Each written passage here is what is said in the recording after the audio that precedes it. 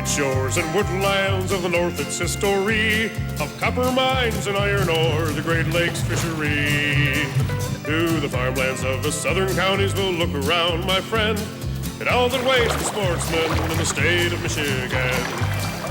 And sometimes when the moon brings out the diamonds in the snow, and the stillness of the forest lies encased in Arctic cold, the wind might whisper through the trees, listen if you can. It tells you of the beauty in the state of Michigan.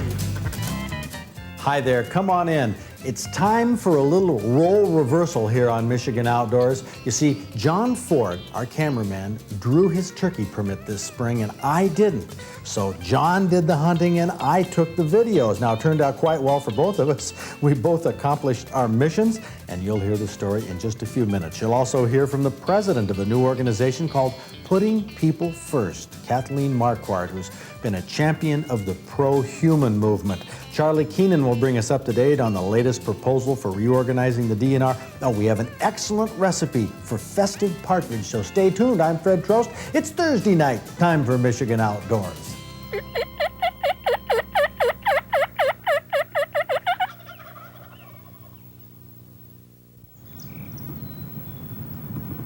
It's early morning in late April, and the camera work you're watching is mine. I didn't draw a turkey permit this year, but John Ford did, and he's usually running the camera. John's seen a lot of action behind the camera, though. In fact, one year, he had a whitetail buck jump into the blind with him. I don't know about you, but I am a little shook up right now. Oh, yeah? I am very shook up. I had the deer coming over the top of the camera. It came charging at me twice, trying to gore me, all the time grunting. And I tell you what, he's still grunting out there. Who can forget John's experience with that buck, and who can forget the time he tossed back a nearly 30-inch walleye? Well, I don't know. I'd have a hard time with that one, John. Well, you got to do it. It's going back. There we go. John took a break to catch that walleye, and here's some footage he captured a year ago when I was the turkey hunter and the gobblers were active.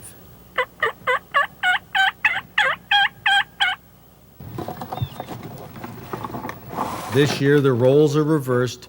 John's the turkey hunter, and I'm behind the camera, recording such things as the assembly of our new turkey decoy. Decoys have been used for years in waterfowl hunting, and recently they've become the rage for turkey hunting. The decoy is a replica of a hen turkey, but this one is a little bit different. The Flambeau Company came out with a hen that has a string dangling from her body. Attach some clear monofilament fishing line to this string and run it to your blind. Well, you can see how it works.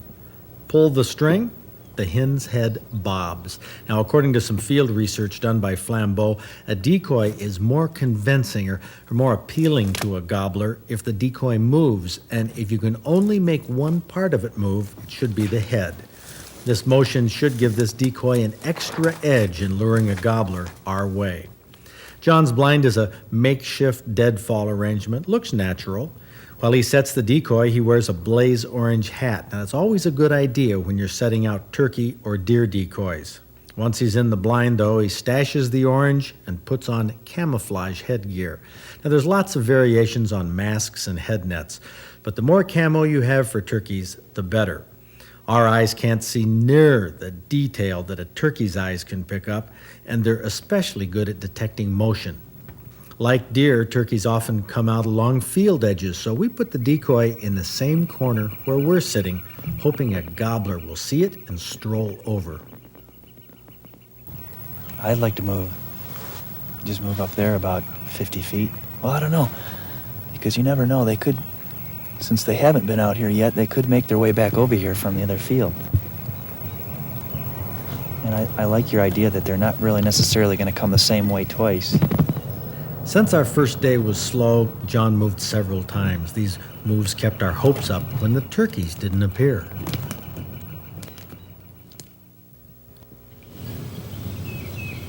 The second day was a warm one. John was back in the original blind, and the signs of spring were all around us.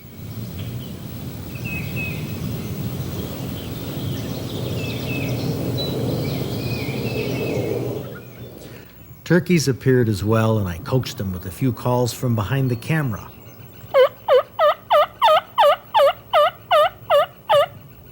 The gobblers saw our decoy and were interested, but not interested enough to cross this field. They always had hens with them, and they weren't going to leave the real thing. They'd respond to what we offered, but we couldn't close the deal.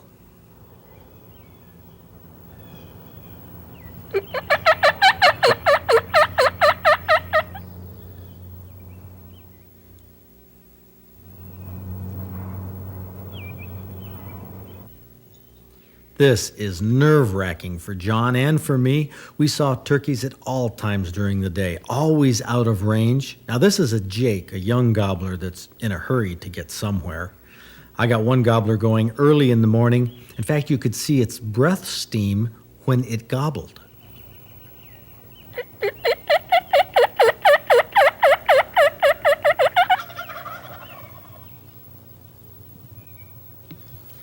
Here was the problem, a hen. Now, there were lots of hens, and they got the gobblers real excited, but their relationships aren't as amiable as you might think.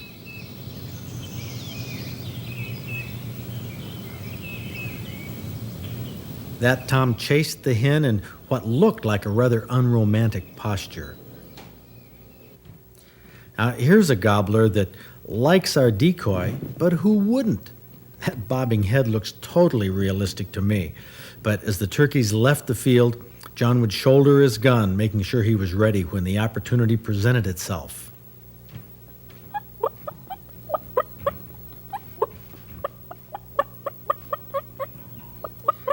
Unfortunately, all the turkeys, well, at least the big toms, came out about 150 yards away at the opposite side of that open field. We're at one side of the field. Turkeys come out at the other, over and over again. So what do? I mean, it's a classic hunting dilemma. Do you move to where your quarry is traveling, only to find that as soon as you leave your carefully chosen blind, they appear right in front of where you were for so long? Or do you stay where you are and wait for the birds to come by, which they're bound to do sooner or later? Well, we've hunted this field for 2.5 days, and most of the turkeys we've seen have walked right in front of those two small pines across the field. With only a few hours left, we decided I'd stay in camp and John would camouflage himself in one of those pines.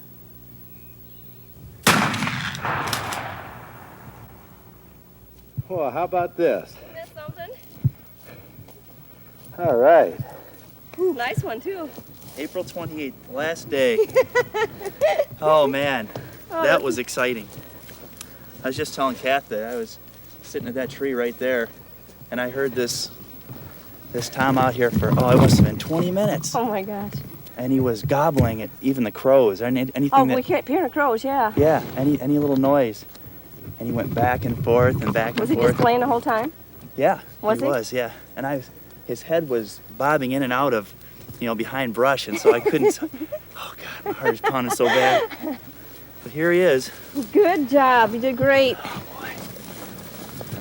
Not a bad little beard on it. No, that's the real first- nice. His first turkey. Boy, 3 days of hunting too, and I was really starting to worry. We have another 3 or 4 hours, and that's it. You did really Oh, good. Fred, this is a riot. You gotta let me do this more often. This is a lot of fun. Well, you bet it's fun. And turkey hunting can be easy if everything goes right. But when it doesn't, and you change tactics and come out successfully, that tag around the gobbler's leg is well deserved. Now, I wasn't there to tape the final moments, but because that gobbler came up from behind, it's good that I wasn't there. Oh, that was exciting. That was really exciting. Our Williams Gun Sight Hunting Awards minimum is a beard length of 8 inches. John's bird had one long whisker that gave him a total of 10.5. Congratulations, John. Well, off Here we you go. Oh, I like this. As I hold the camera, I wonder, will John Ford want to start an outdoor TV show of his own? Well, why should I worry? If he does, I bet he'd let me be his cameraman.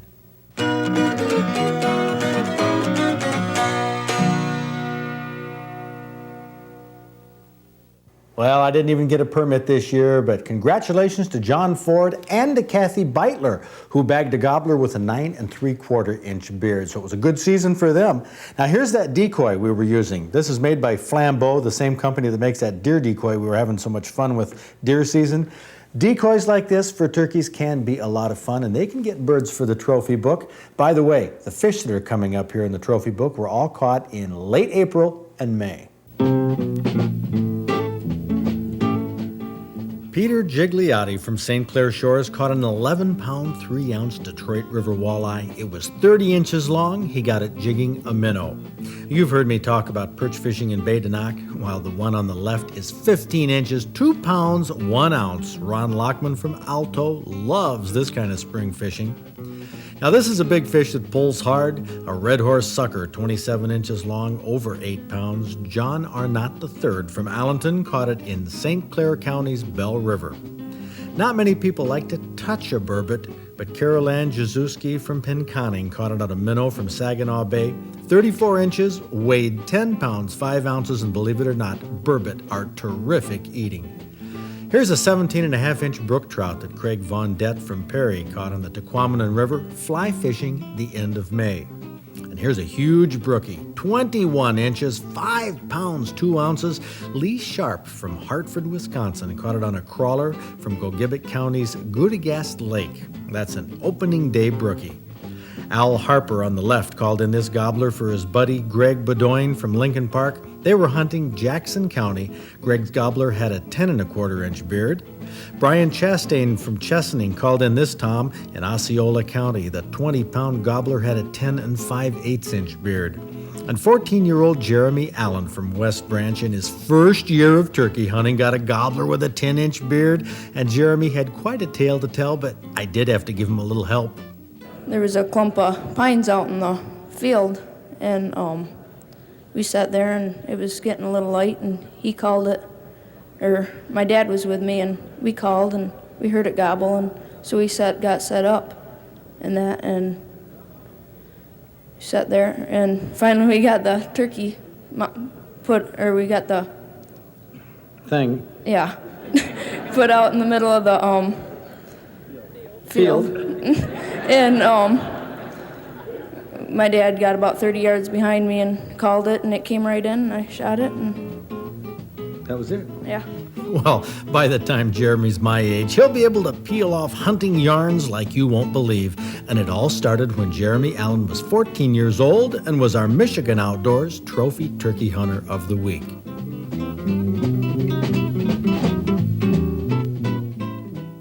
Couldn't squeeze it into that calendar, but our 1991 Outdoor Fair coming up at Houghton Lake at the end of June. It's going to be another great one. Yesterday, Bob Garner confirmed that he will present an ongoing sporting dog demonstration as he did last year. Many breeds going through their paces on the athletic field at Houghton Lake High School. Bob will also have a puppy alley, always a popular corner of any sporting dog event.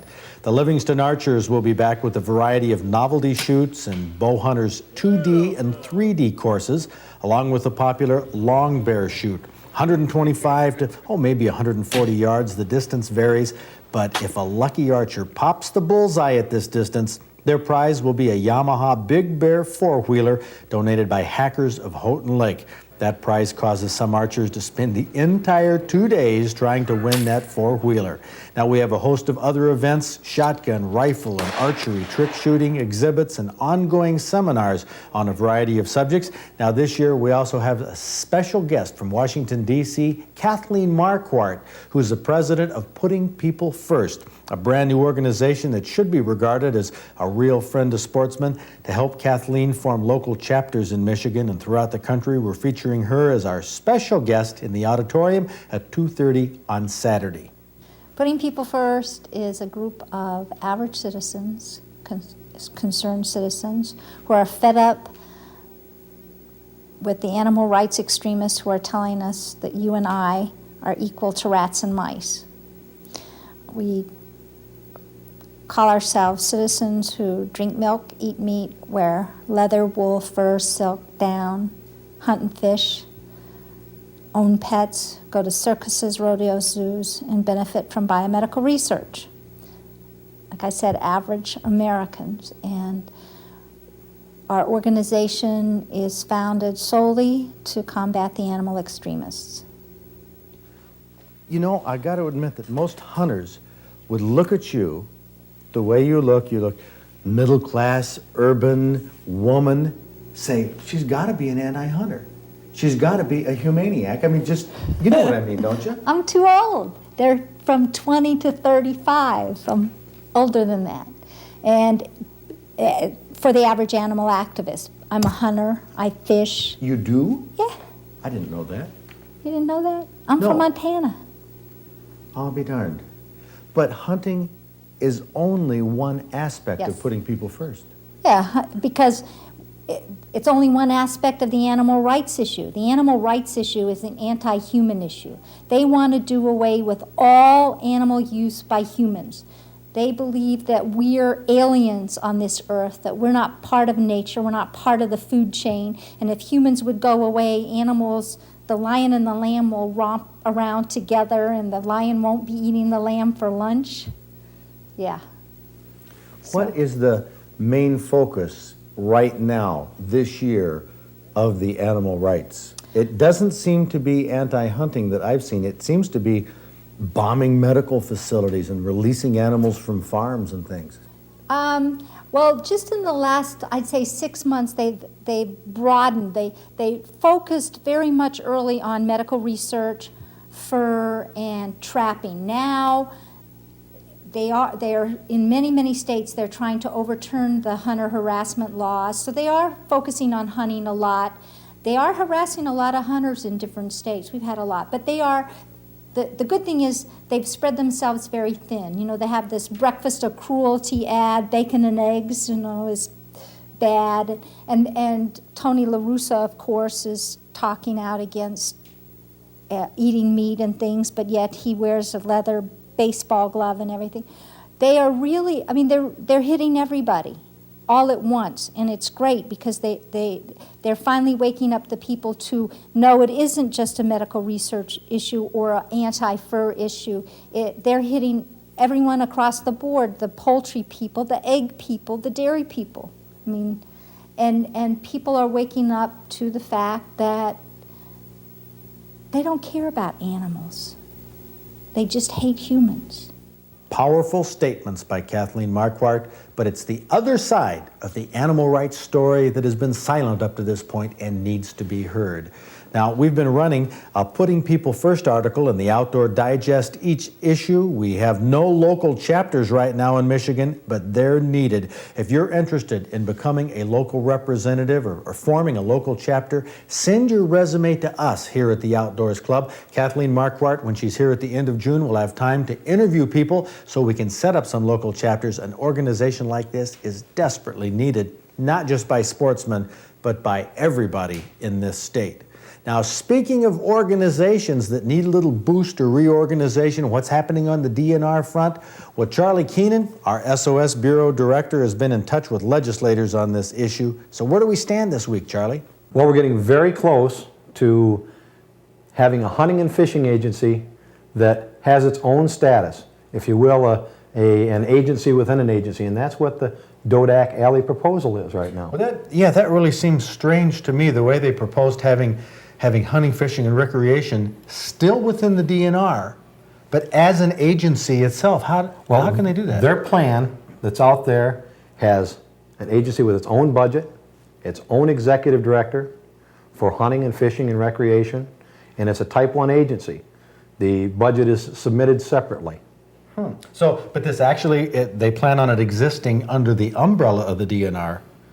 It appears that it gives us what we want. The executive director would report to the Natural Resources Commission, and that does get us where we want to be. So it appears to be a good proposal and one we can get behind. We still need sportsmen, though. We've heard that we need sportsmen to turn out for these last 3 hearings that are coming up. Yes, if we look at where we started, we needed an agency of our own, and we're very close to that, and we need those hunters and fishermen to be out there and yelling for our cause. Now, we have a great recipe, another award winner from Kathy Beitler. Cheryl Haynes sent us a recipe for festive partridge, and we're not going to use partridge. We're going to actually use a goose breast to show Well- that you can do a substitution. No, it was actually because we didn't have any partridge. Is why. Yes. No ruffed grouse in the freezer. We're going to make actually a glaze out of strawberries and rhubarb and cranberries and some cranberry juice. And you want to cook this a little bit just until the berries start to get soft, and then it goes over the top of your meat. Boy, that's sort of a compote, a fruit compote. Right, and instead of using sugar, we're going to use some molasses. Molasses? Yeah, and just for sweetener, and then a little bit of cornstarch for thickening. Now just give it a really nice glazed color and kind of cook it all together. And that's all you do to this. Just pour that over the goose breast. Now there it is. That's our substitution for partridge or grouse. You know, a lot of people ask us, can I substitute meat? Can I substitute venison for goose or Sure goose can. for partridge? Absolutely. You really can in a lot of these recipes. Yep. And I think a lot of people think that if you don't have venison, you're supposed to use beef. But here we're going to show that you don't have to do that. You can use goose. Right. Or you make this with chicken. Make it with whatever Absolutely. you want. This recipe would adapt to just about anything. And it especially adapts to Bob Garner, who, you know, we switched the goose on him. He never knew. I think it's delicious. And this recipe, too, it tastes, you know, this goose, the goose breast really tastes a lot like beef. It It's a does. good, fine red meat. The flavor is excellent. Very, very good. Absolutely cooked to Bit on the perfection. chewy side. You know what kind of throws you, though? What's Like, that? Watch this. Trying to cut it. It is tough to cut. It is, and it's not overdone. You can see it. Oh, no, it's medium in the It's center. plenty moist. Mm. It's just Even getting the fork out was tough. Well, you know, but came this right on. this recipe really represents what you can do with goose. Right. Because if you take these pieces and you stir fry them, if you cook it like a roast, you cook them like steaks in hunks, or you cook them fast, cook them slow. Really, anything you want to do, any way you enjoy red meat, you can do it with goose. And this recipe's perfect. This is, right now it's my favorite, but this always happens when we do these recipes. But right now it's my favorite way to cook goose. Okay, goose breast isn't nearly as tender as grouse, but this dish would work with a variety of meat. This recipe, along with all of our recipes for May, June, and July, if you can believe it, but if it's good weather like it's supposed to be, get outdoors if you can. It's a great place to be. See you next week. And I heard this Tom out here for, it must have been 20 minutes. Oh my gosh. And he was gobbling at even the crows. Anything Oh, that, we kept hearing the crows, yeah. yeah, any little noise. And he went back and forth and back and Was he forth. just playing the whole time? Yeah, Was he? was, yeah. And his head was bobbing in and out of, behind brush, and so I couldn't. Oh God, my heart is pounding so bad.